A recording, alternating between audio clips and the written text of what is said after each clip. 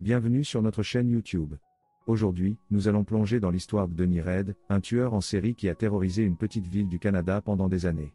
Le sujet est à la fois fascinant et effrayant, car Reid a été surnommé le tueur silencieux en raison de sa méthode habituelle d'étouffer ses victimes. Comment a-t-il agi? C'est ce que nous allons explorer ensemble. Vous ne voulez pas manquer cela.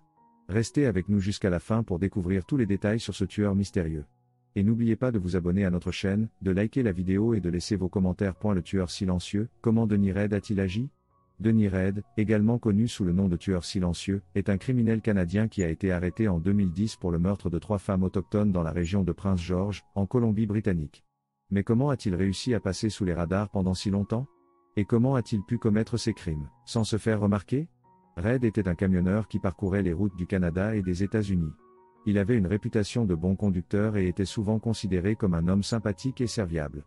Cependant, derrière cette façade se cachait un prédateur impitoyable. Il ciblait des femmes autochtones vulnérables qui vivaient dans des conditions précaires. Il leur offrait souvent des trajets gratuits ou leur proposait de l'hébergement pour la nuit. Une fois qu'il avait gagné leur confiance, il les agressait sexuellement avant de les tuer. Reid était très méthodique dans ses crimes. Il prenait soin d'effacer toute trace pouvant le relier au meurtre qu'il avait commis. Il ne laissait pas d'empreintes digitales ni d'ADN sur les lieux du crime et détruisait systématiquement tout objet pouvant contenir des indices. Les enquêteurs ont mis plusieurs années à rassembler suffisamment d'éléments pour pouvoir inculper Reid. Ils ont finalement réussi à obtenir une empreinte génétique correspondant à celle retrouvée sur l'un des lieux du crime. Reid a été arrêté en 2010 et a plaidé coupable des meurtres de Cynthia Francis Mass, Jill Stuchenko et Natasha Montgomery. Le cas de Denny Reid est un exemple tragique de la manière dont les prédateurs peuvent se cacher sous une apparence normale. Il nous rappelle également l'importance de protéger les personnes vulnérables et d'être vigilant face aux comportements suspects. Il est important d'encourager les victimes à signaler tout incident suspect ou toute agression sexuelle dont elles ont été victimes. Les enquêteurs doivent également être formés pour identifier les signes avant-coureurs des crimes sexuels afin d'agir rapidement avant qu'il ne soit trop tard. En fin de compte, le cas du tueur silencieux nous rappelle que la sécurité doit être une priorité absolue pour tous. Nous devons travailler ensemble pour protéger nos communautés contre toute forme de violence et faire en sorte que justice soit rendue aux victimes, génétique correspondant à celle retrouvée sur l'un des lieux du crime.